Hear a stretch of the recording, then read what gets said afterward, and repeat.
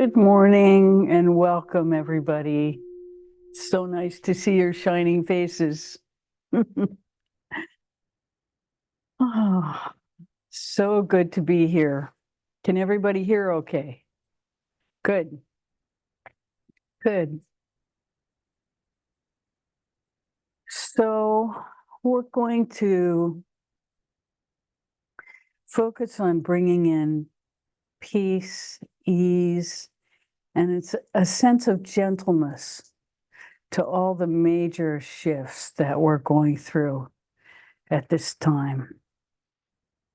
All of us seem to be embracing change in whatever way that's coming to us. And so we want to bring peace, ease, and a gentle spirit within us so that this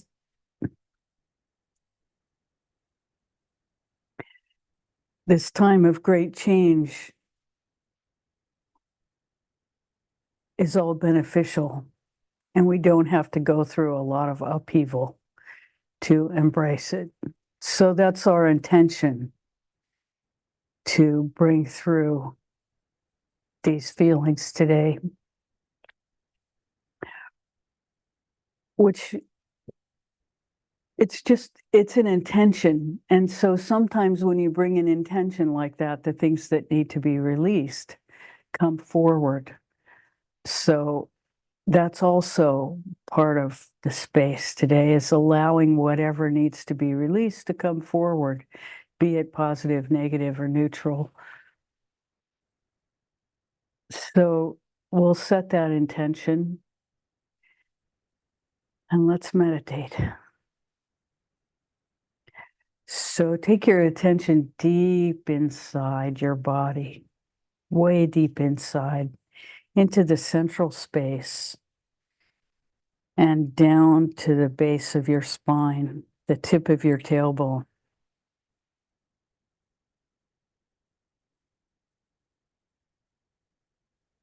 And breathing into that space, allow your entire body to come to a relaxation place. So just briefly check through your body and feel for relaxation. We do it by going toes, ankles, knees, hips, pelvis,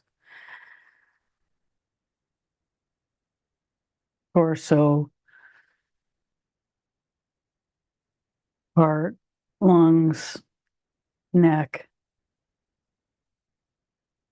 head, relaxing the muscles of the head and the neck. Maybe do a circle or two. So we're in our bodies. Now bring the attention deep into the tip of the tailbone. Deep breath. And allow that space to show itself.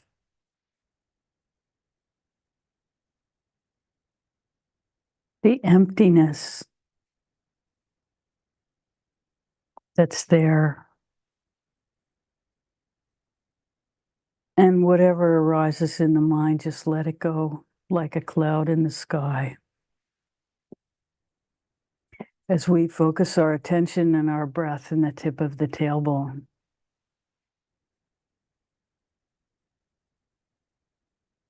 Remember, energy follows attention. So hold your attention there and allow your mind to just fall into that space.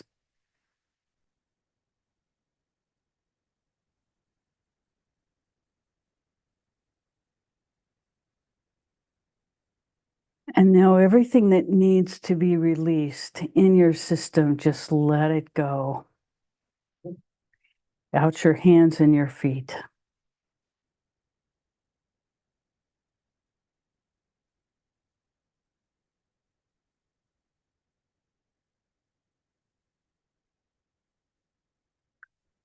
All the while holding your attention at the tip of your tailbone. breathing into the space between the breaths.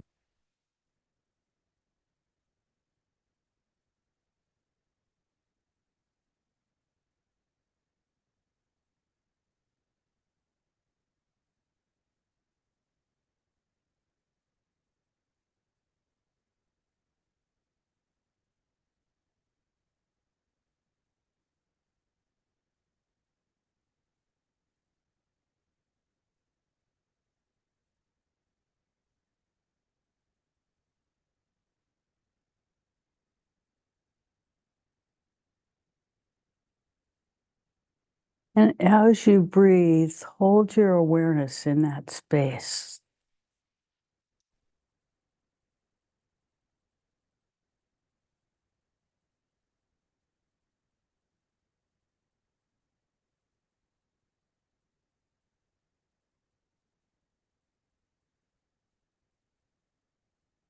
And you're holding with, again, a sense of gentleness, not grasping.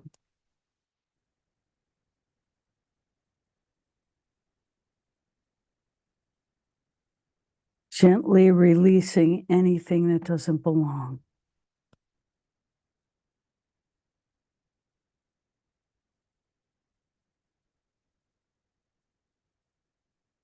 We're not at a place where we need to dig. Gentle is the operative word.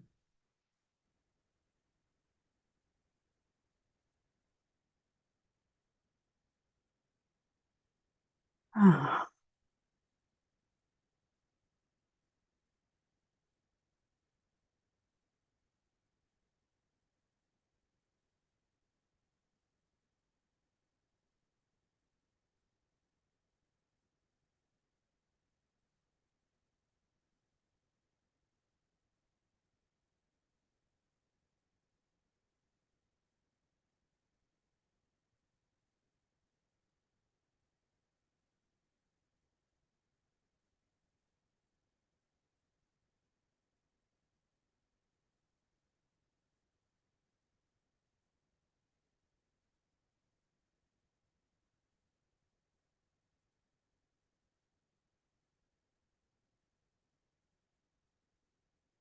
Allow your experience to just be what it is.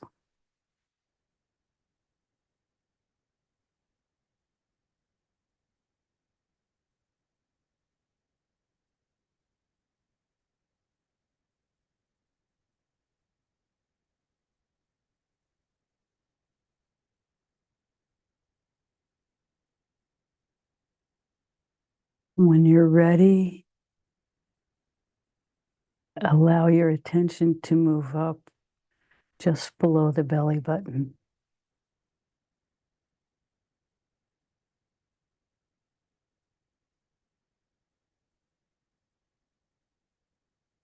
Again, breathing into that space.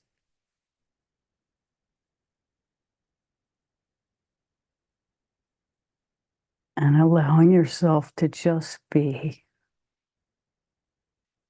Anything that arises, let it go.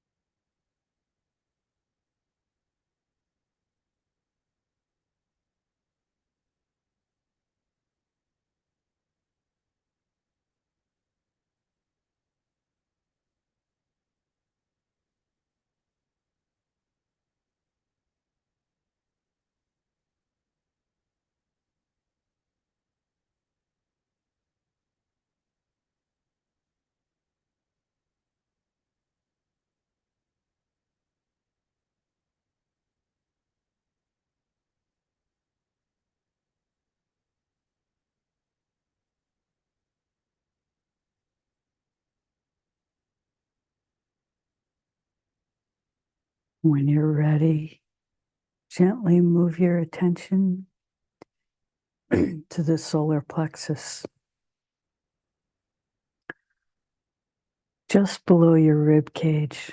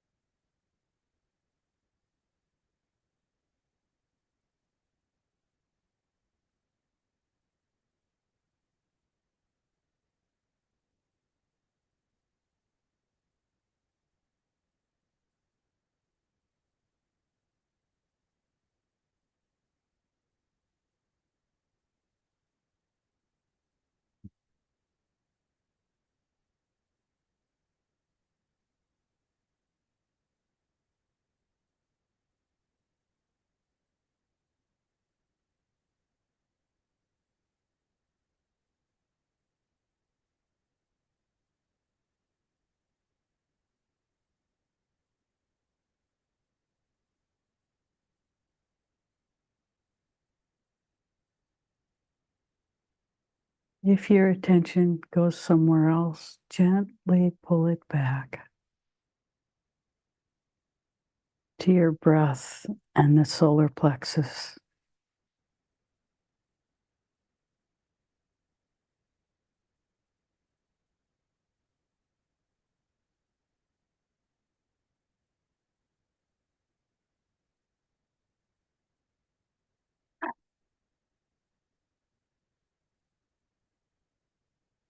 And if at any time you want to linger in an energy center, please feel free to do so.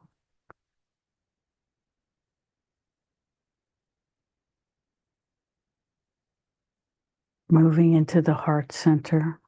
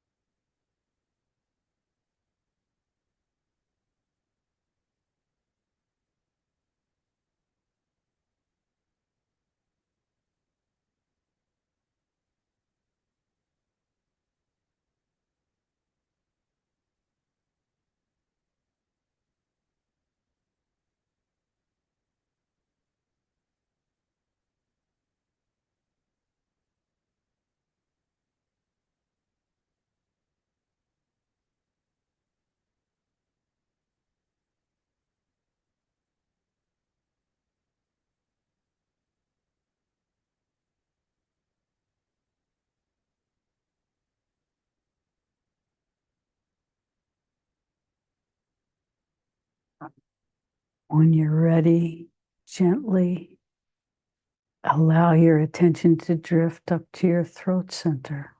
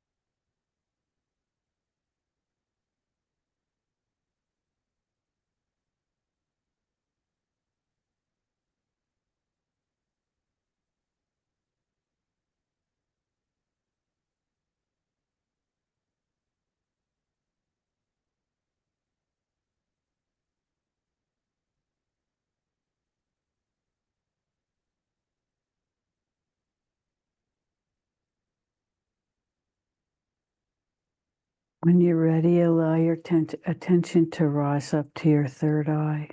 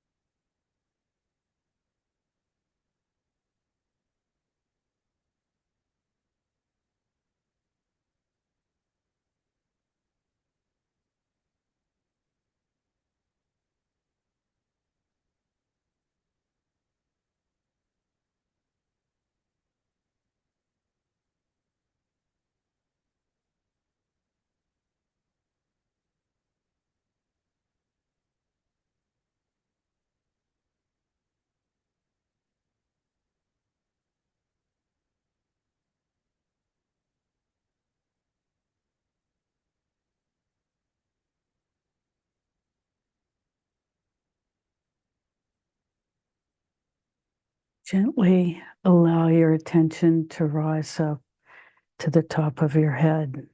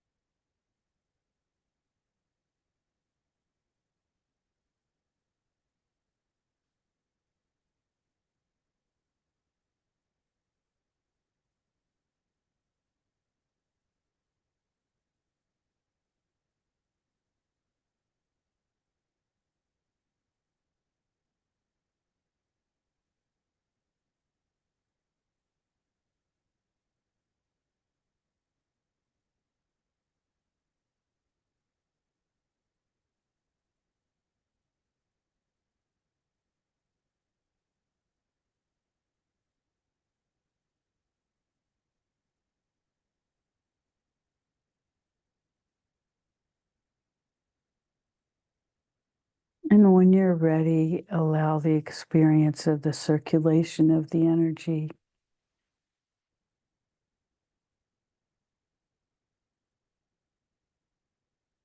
to inform you.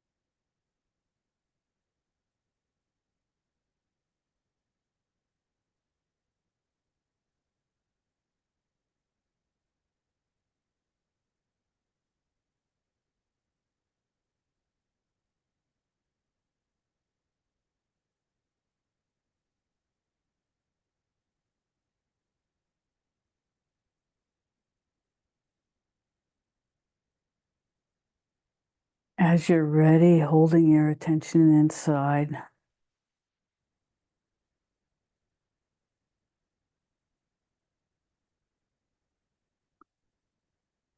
gently allow your eyes to open while you hold to the space.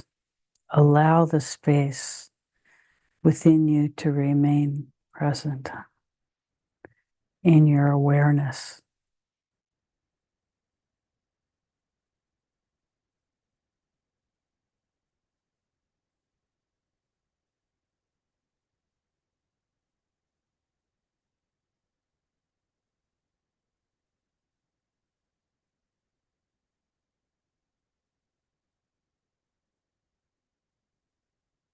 We are so happy to be with you today and to experience this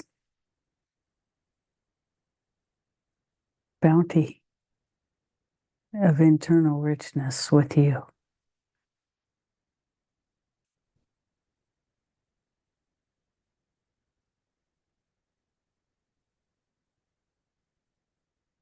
How may we serve?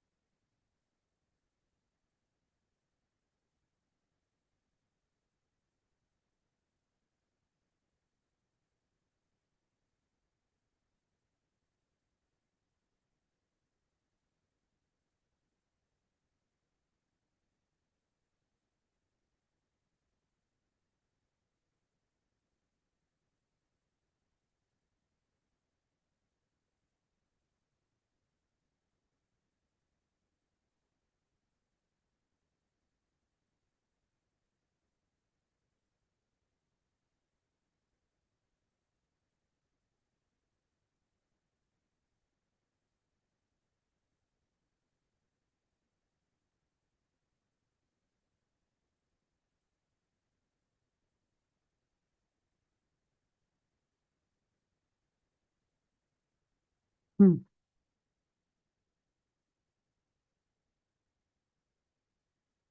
Anything, anybody?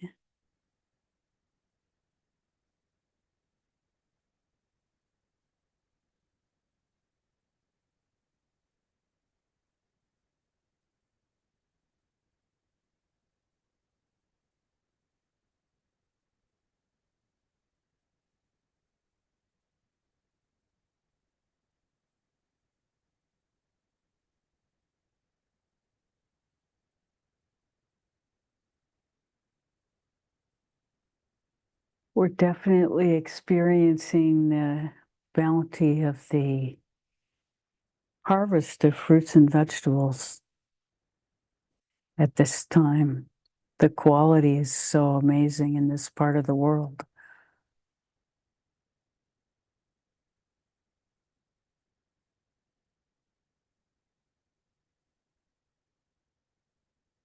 Things are bursting with flavor and nutrition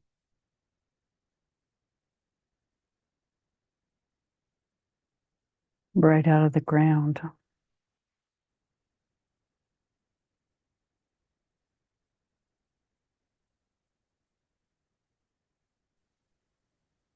Yes. We certainly experienced that yesterday, actually the whole week because there was preparation involved, but we had a gathering at our son and daughter-in-law's with the family, celebrating our niece's birthday, our anniversary, and Wells's birthday, um, with immense amounts of food, fresh produce. I made a garden salad that had every ripe fruit and uh, vegetable in it, and we brought home leftovers because our daughter-in-law always makes immense amounts of food. And so we'll be eating for the rest of the week from from the garden, and it's and from the leftovers.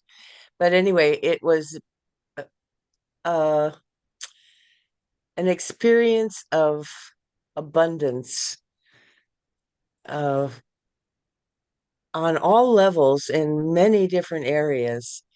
So you hit the nail on the head with that, bringing that up. And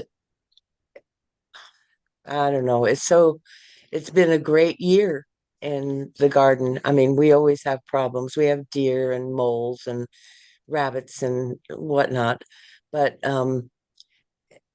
I've come to terms with living in a world with critters, and we have a sign on our wall that certifies us as a wildlife habitat. So I invited it in a way psychically. Anyway, but otherwise, it's just been amazing. So we're so grateful. The It, harvest has been good. yes, we consider that an aspect of sharing, keeping the cycle in place, keeping everything alive to perpetuate the system. So you know, it's even though it's a pain, it's all got its place. Yeah, the aspect of sharing is really um, important. We do share the planet, and the habitats are getting squished. And so, and we have a good habitat, evidently. Yes, you do. You do. And you're preserving it by sharing the wealth with all creatures. But, that doesn't mean that fences and things are not important. Fences and nets and whatever you can do to sh- sort of keep it in Keep, perspective. and keep some of it. Yes. Sometimes I say to the birds, leave us a few cherries, Yes. leave us a few berries. Yes.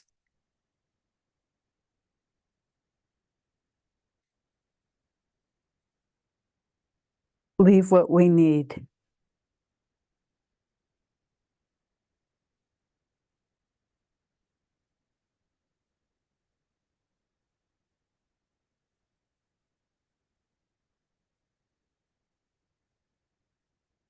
It's such an exercise in balance and harmony to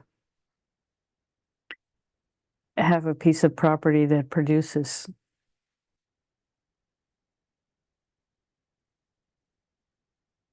We used to do a lot more of sharing produce and everything with people, Mhm. and it's shifted. We don't have so many people here anymore, and so it's now creatures, and that's part of it. That's okay too. Mhm. Mhm. Not everybody can afford to do that. And it's a necessary part of the whole.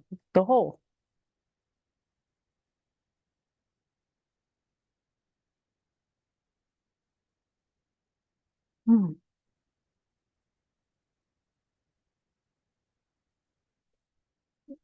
it's a very rich inward time. The planets in general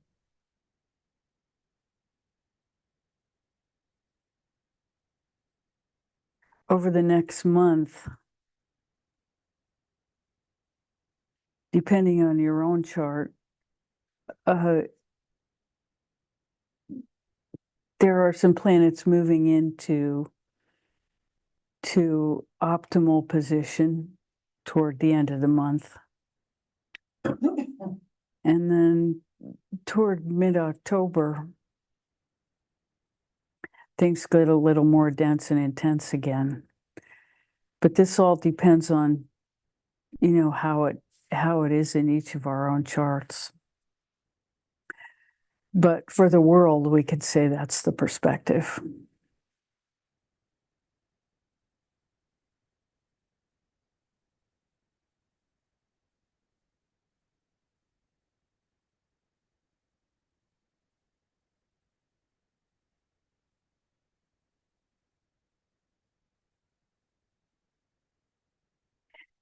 And we don't focus that much on the outer planets, but Uranus is about to station in Taurus. And when a planet stations, it's as it's beginning to turn so that it appears to go backwards in the sky, it kind of slows down and then it stays in the same place before it appears to go in the opposite direction.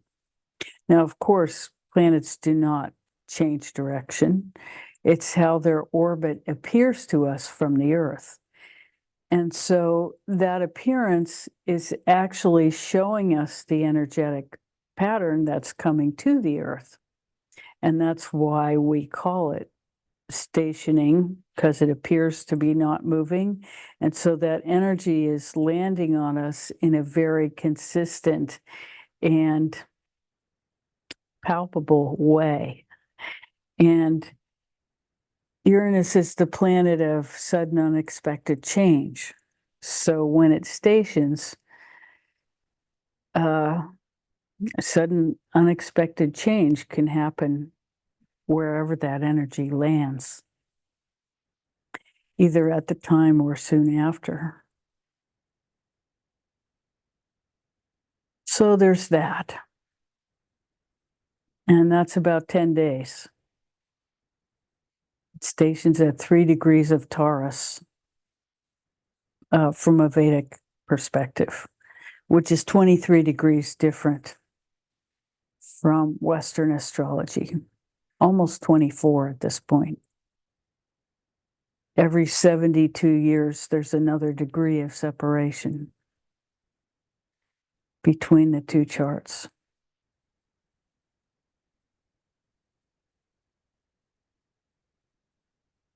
So that's one of the most powerful things happening.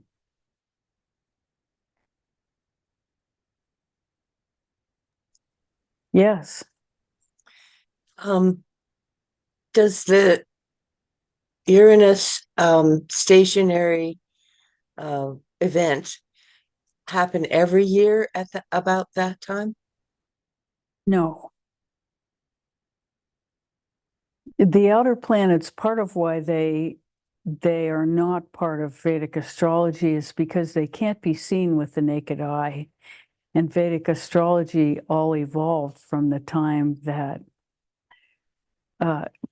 people in certain parts of India, where it was very, very flat, had these observatories that they built, and they could sit there at night and watch all the stars, because this was before electricity and there was no competition for viewing the sky.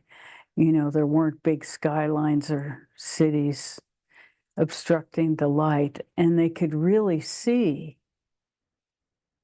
And the outer planets could not be seen, so they weren't taken into account. And many of the things that are talked about in Vedic astrology that we would attribute to the outer planets can be seen in the actions of the other planets that are closer. So it's not that the information was not taken in. it was just part of the fabric of the interpretation of the time. So now that we can have a much bigger view of even the multiverse because of the advanced telescopes, and now the advanced telescopes that are out in space, viewing things never before experienced by humanity, our view of the multiverse is opening up. And we hope that in the same way, actually, we experience that humanity in the same way is opening the inner dimensions to experience the multiverse in that way. So we are part of that as well. That exploration doesn't just go one way. There's a balance and harmony in the entire system, and that's one explanation for the internal evolution that has not yet reached, how do we say this?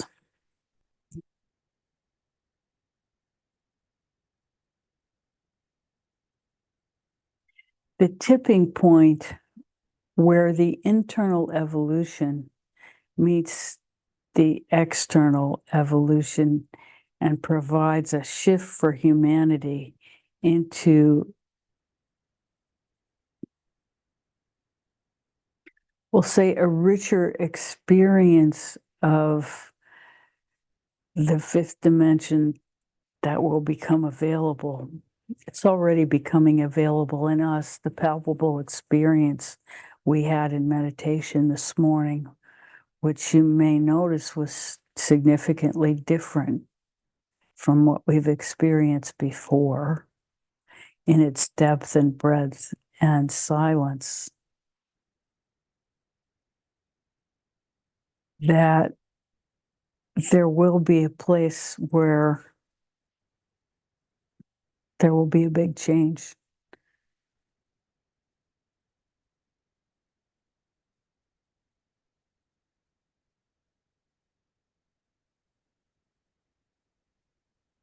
And, you know, we understand time, but we don't have it. Our perception is not limited by time. So we can't tell you in your time when these experiences will arrive. There are far too many variables for us to ever predict future. So we don't do that, but at the same time, we want you to know that your work makes a huge difference, both to you individually and to the cosmic whole.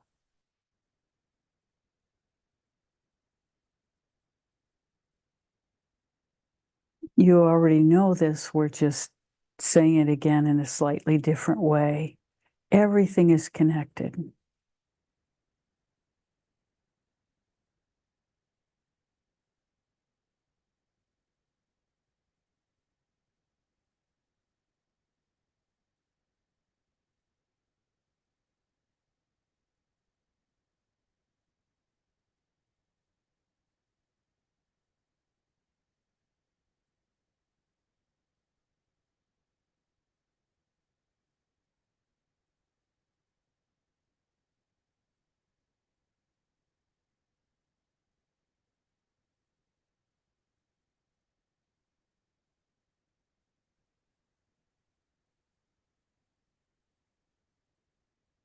This daily work that we do in ourselves, reaching for the depths of what it is to be a human being connected to divine essence.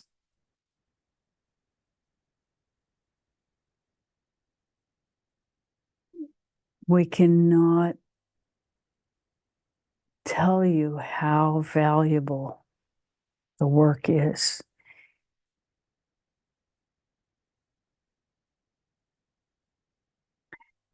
It may seem imperceptible in the world around you, to you, but that's not the truth. The truth, it's connecting to vast fields of energy that our attention has an impact on.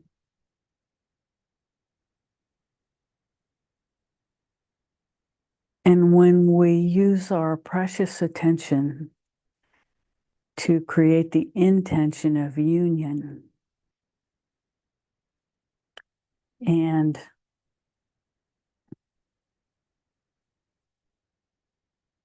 fortify that over time with our experiences of union getting deeper and more frequent,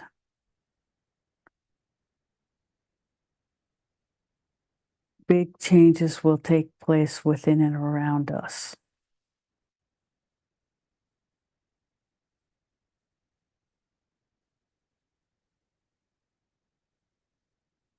And it's important to hold to the awareness that even though the change may look like it's creating great upheaval around us, because change always does come with some chaos, that ultimately will be completely positive in its total impact on our lives.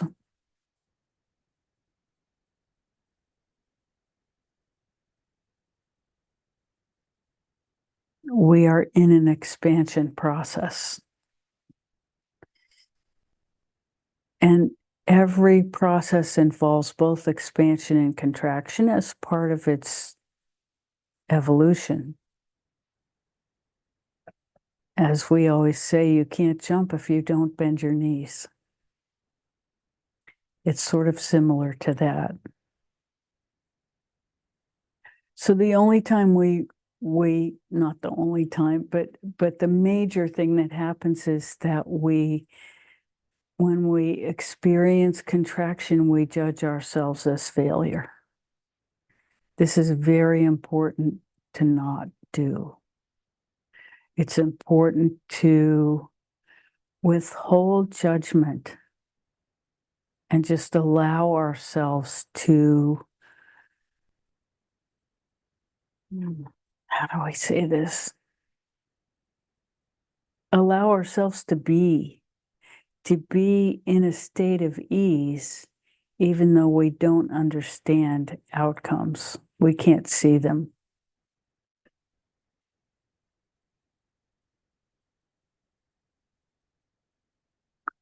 The more we can hold to peace and ease within ourselves, regardless of circumstance, the more favorable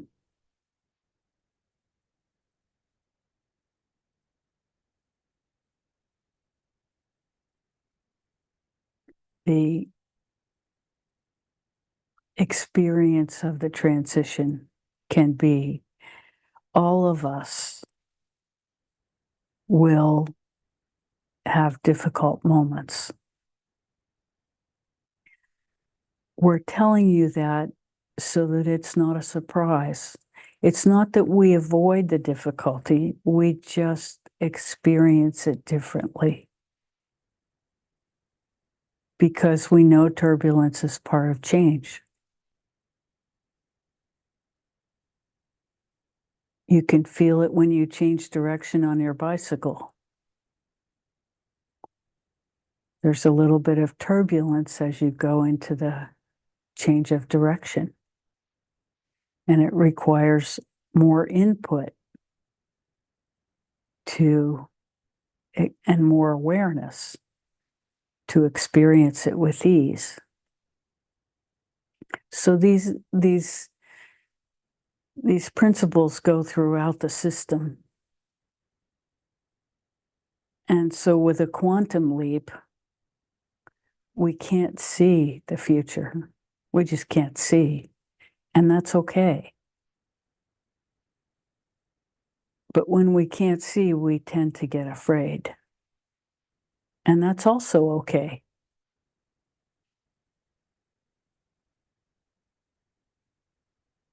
And then we realize we're afraid, and we can reassure ourselves that it's okay to be afraid. We're in a change.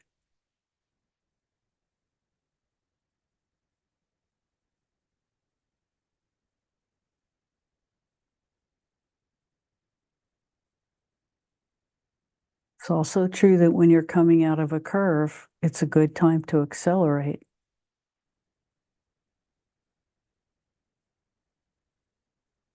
That's not always true, but sometimes you can use the momentum.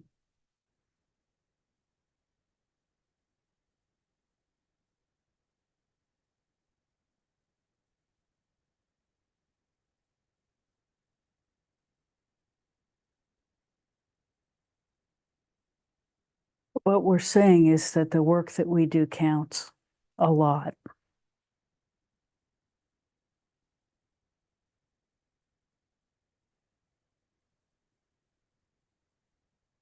Because our experience of ourselves as spiritual beings having a physical experience allows us a bigger perspective.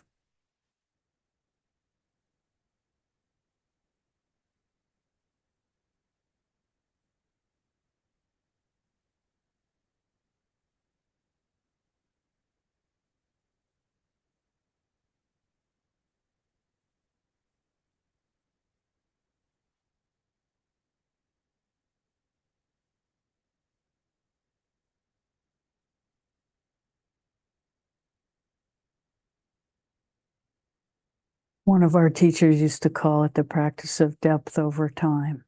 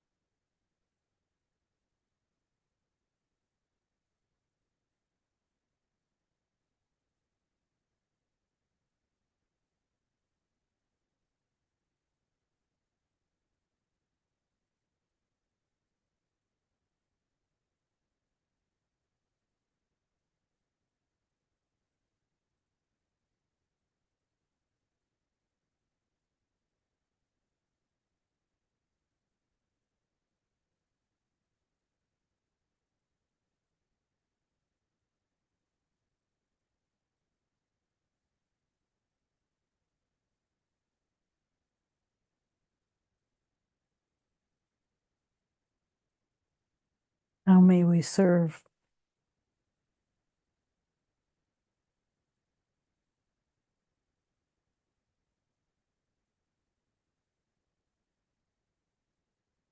Anything?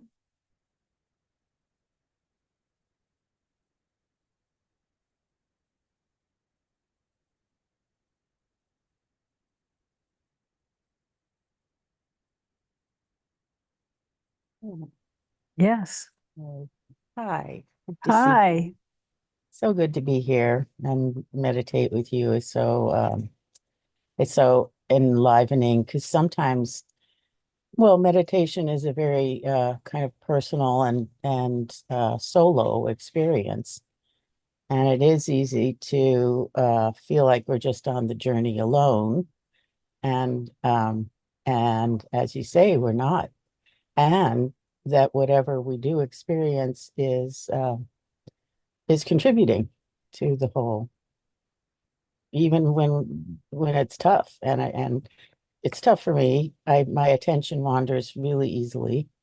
And and so it's kind of it's like a puppy or something, it's this constant, saying, okay, come on back, and yes, squirrel, and you know, all of that stuff. So but that's part of it, I guess, right? Oh, it's part of it for all of us, Yeah. always. Some days are slightly easier than others. but it's always there, especially when the demands of the external world or the worries about the future or the physical pains. I mean, there are all kinds of things that step into our meditation. And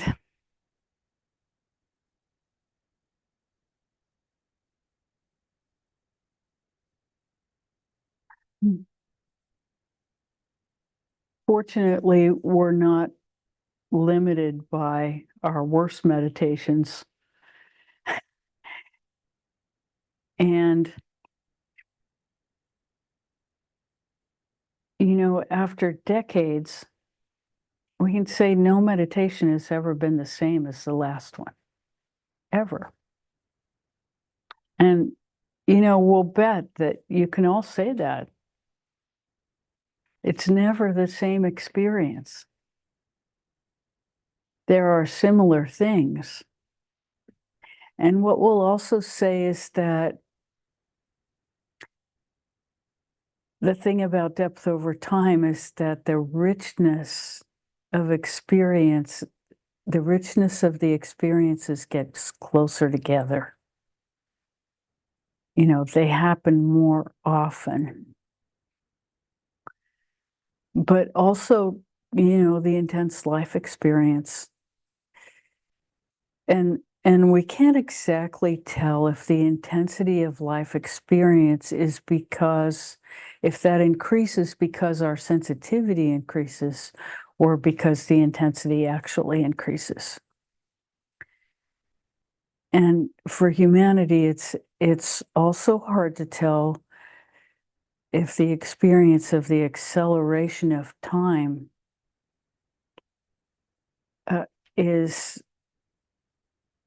true in a real way, or if that's just part of the process of being alive longer, is that time appears to move faster.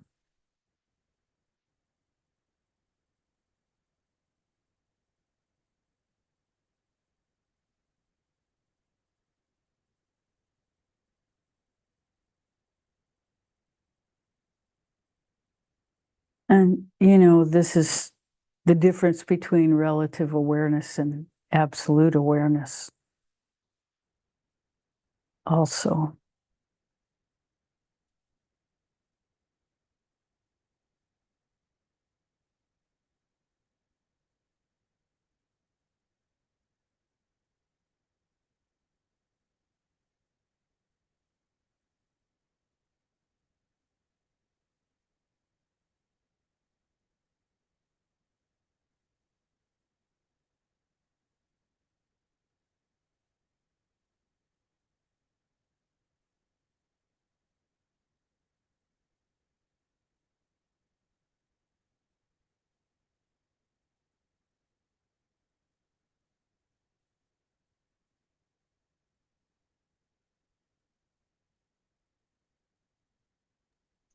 Yes. I have a question about the multiverse, or I don't know, a question, but you've said, I believe you've said that we have instruments now that can detect the multiverse or record it or see it, as in telescopes can see the universe, and further into our universe. How can how can instruments detect the multiverse? And I guess more of an explanation, if you can or want to, um, on exactly what the multiverse is and our connection to it. So, at a certain time, our view of human life was limited to what we could see with our eyes in the sky. And our view of how things worked was very linear. You remember uh, Newtonian physics, for example. And so as we began to develop ways to rockets to leave the Earth, to leave the Earth's atmosphere and be able to see further into the environment, as our technology evolved, so did our experience, and we realized we're in a galaxy that moves around the sun. And that had been intuited long before it became common experiential knowledge.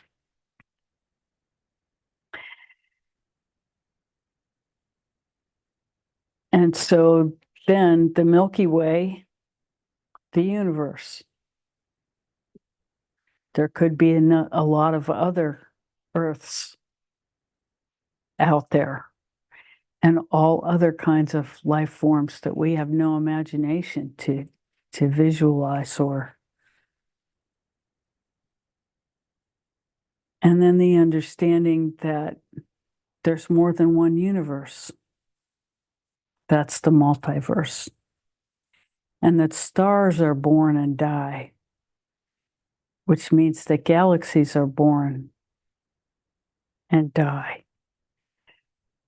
And so this universal, multiversal experience has some common truths to it and some uncommon experiences that we have yet to know anything about. Like, we don't really know how this whole experience that we're having in this moment, we don't know where it came from or where it's going. We don't even know exactly what we are. And, we don't exactly come in knowing our purpose. Over time, we intuit that there's something more than our external reality.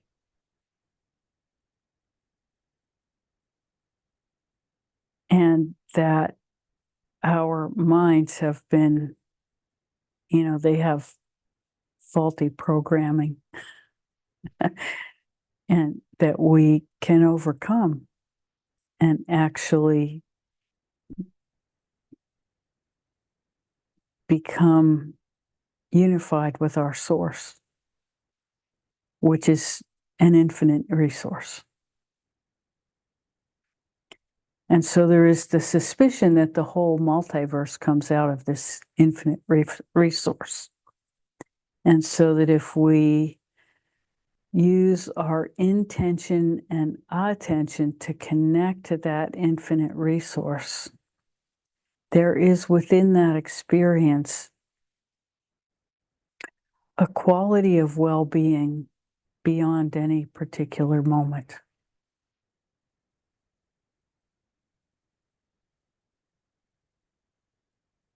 A quality of awareness that transcends any particular moment.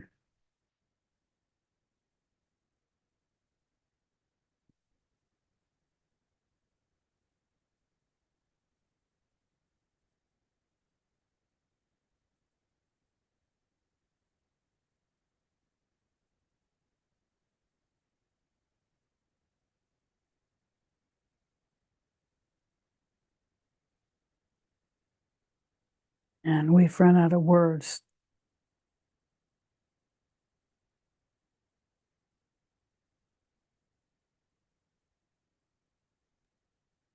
Thank you.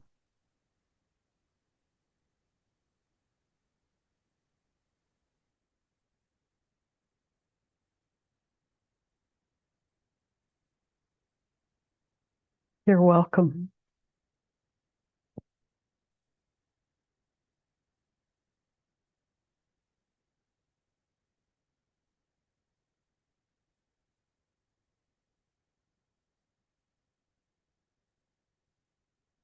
what do they call that? The peace that passeth all understanding.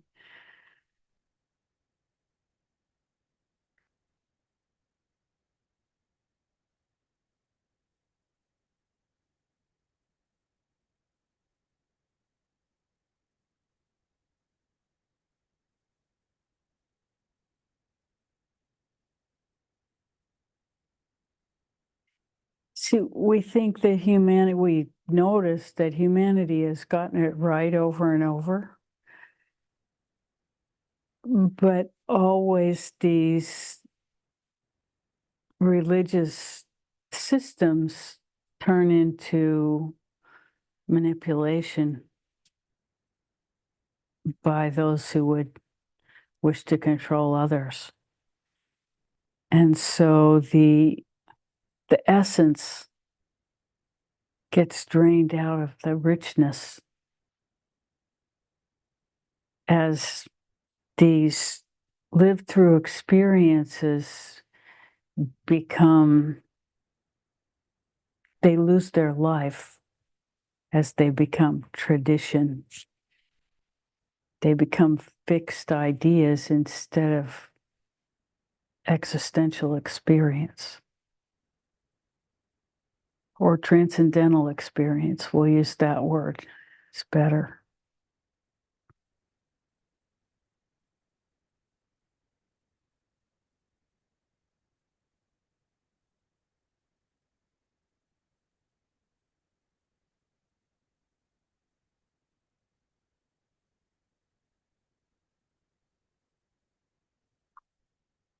The key word is living,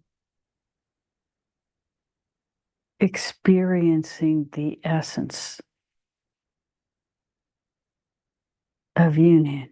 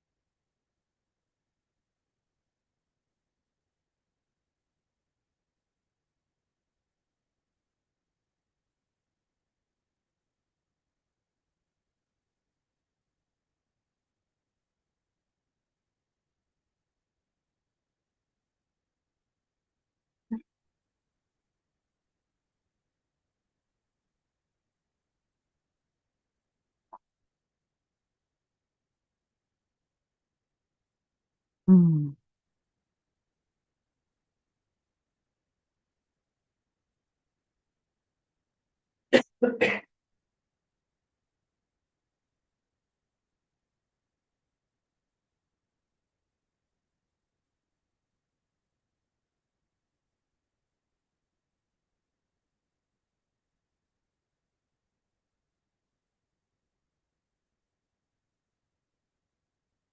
So I guess we're moving into meditation. And we'll have a few words at the end.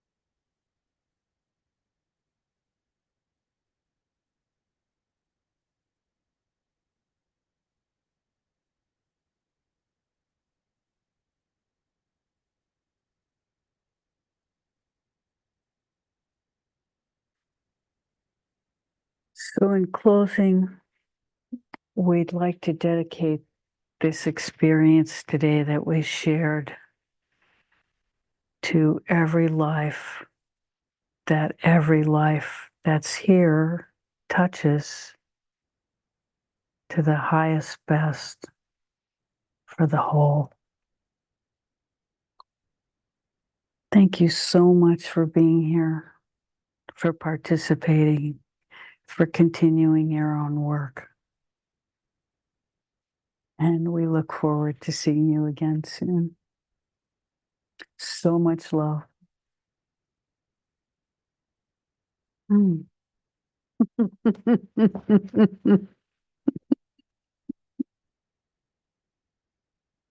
Bye for now.